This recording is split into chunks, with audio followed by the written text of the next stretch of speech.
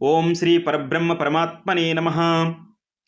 47వ సర్గము అరణ్యకాండము వింటూ ఉన్నాము. సీతాదేవి రావణుడితో, నువ్వు ఎంత మందబుద్ధిగల మూర్ఖుడవు, నన్ను అపహరింపదలుచుచున్నావు, హరింపగోరుచున్నావు, నీ చావు దగ్గరికి నువ్వే నడుస్తూ ఉన్నావు అని అంటూ, నువ్వు ఎంత మూర్ఖుడువంటే మెడకు ఒక పెద్ద బండను కట్టుకొని సముద్రమును ఈదాలనుకుంటున్నావు, సూర్యచంద్రులు ఇద్దరిని చేతులతో పట్టుకోవాలని ప్రయత్నిస్తూ ఉన్నావు, శ్రీరాముని ప్రియ భార్యనైన నన్ను అపహరింపదలుచుచున్నావు. అంటే ఆ పనులు చేయడము ఎంత కష్టమో నన్ను నువ్వు అపహరింపదలుచుచున్నావు అనేది కూడా అంత కష్టమైనది. మండుచున్న అగ్నిని వస్త్రమును మూటగట్టుట మూర్ఖుల పని. ఇనుప శూలములపై నడవాలనుకోవడం అది కూడా బుద్ధిమంతుల పని కాదు.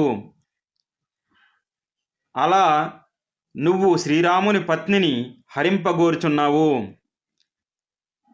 నీకు రామునికి ఎంత తేడా అంటే, వనమునందు అడవులలో ఉండేటటువంటి సింహానికి నక్కకు ఉన్నటువంటి తేడా ఉంది, సముద్రానికి పిల్ల కాల్వకు ఉన్నటువంటి తేడా ఉంది, అమృతానికి బియ్యపు కడుగు నీటికి గల తేడా ఉంది. నీకు రామునికి మధ్య గల తేడా గుర్తించు.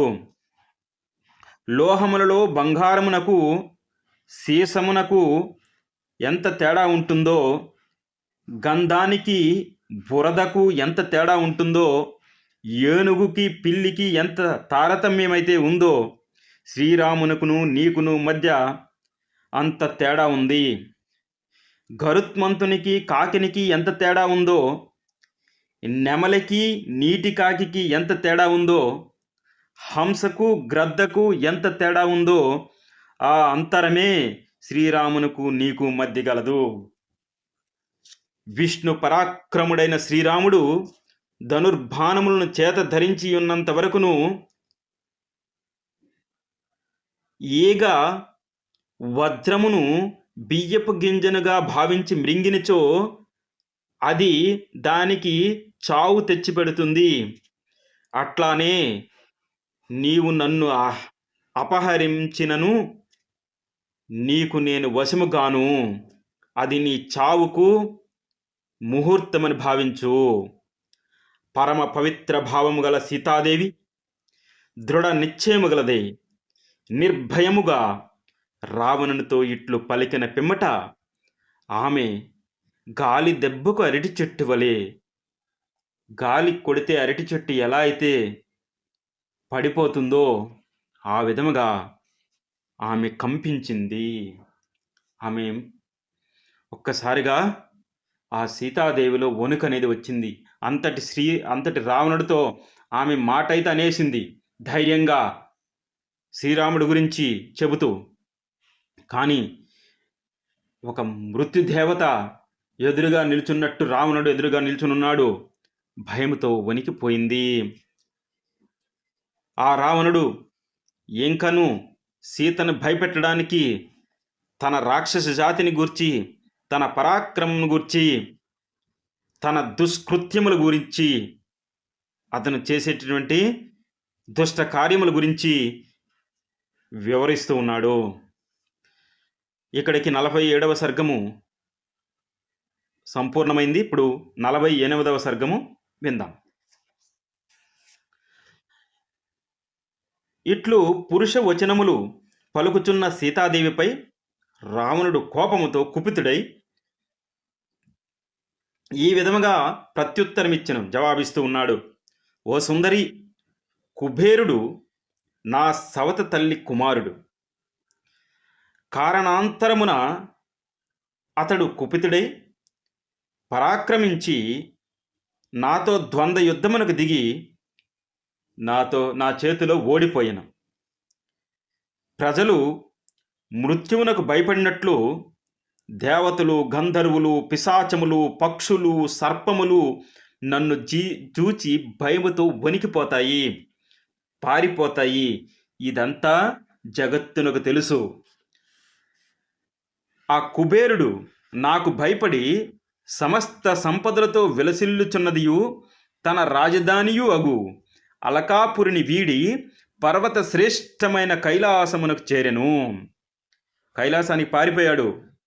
ఆ కుబేరుని యొద్దనున్న సంపద అయిన పుష్పక విమానము అతని నుండి నా పరాక్రమంతో సంపాదించి తిని, అది యజమాని కోరికను అనుసరించి ఎచ్చటికైనా పయనింపగలదు. నేను దాని యందే ఆకాశమును వివరించుచుందును. ఓ మైథిలి, నేను కన్నెలెర్రజేసినంత మాత్రమున నన్ను చూచి ఇంద్రాది దేవతలందరూ భయపడి పరుగులు తీస్తారు. నేనున్న చోట గాలులు ప్రసరింపజేయవు, వాయువు వెనకాడుచుండెను. సూర్యుడు నాకు భయపడి తన వేడి కిరణమును చల్లబరుచుచుండును. నేను మసలడి ప్రదేశములో చెట్లు తమ ఆకులను కదల్పవు, నదులు వేగముగా ప్రవహింపవు. సముద్ర తీరమున అపూర్వ శోభలతో విలిసెల్లిడి లంకా నగరం నా రాజధాని. దానికి భయంకరులైన రాక్షసులు కాపలా కాస్తూ ఉంటారు. ఇంద్రుని రాజధాని అయిన అమరావతి వలె అది మిగుల వైభవోపేతమైనది. దాని చుట్టూను గల ప్రాకారము తెల్లని కాంతులతో విరాజిల్లుచుండెను. బంగారముతో నిర్మింపబడిన కక్షల తోడను, వైడూర్య మనులు పొదిగిన సింహద్వారము తోడను అది దర్శనీయముగా ఉండును. అందు గజాశ్వరథ బలములు సమృద్ధములు, వాద్యఘోషములు మారుమ్రోగుచుండెను. అచటి వృక్షములు అన్ని ఋతువులలోనూ ఫలములతో నిండి ఉండును. అది ఎల్ల వేళలా ఉద్యానవనములో కలకలలాడుచు ఆనందాన్ని కురిపిస్తూ ఉండును. రాజకుమార్తెవైన ఓ సీత, నీవు నాయందు అనురక్తురాలవై అచట ఉన్నచో మనుష్యు కాంతల యొక్క జీవనము గూర్చి నీకు గుర్తు ఉండదు, తలంపవు. ఓ సుందరి, మానవలోక భోగములను, దివ్యలోక భోగములను అనుభవించుచు అల్పాయుష్కుడైన రాముని సంగతి నీవు స్మరింపవు అని రావణుడు సీతతో తన యొక్క చరిత్రను గురించి, దుష్ట చరిత్రను గురించి తెలియజేస్తూ ఉన్నాడు. మిగతా శ్లోకాలు మనము రేపు విందాం. ధన్యవాద్. థ్యాంక్స్. ఓం జై శ్రీరామ్.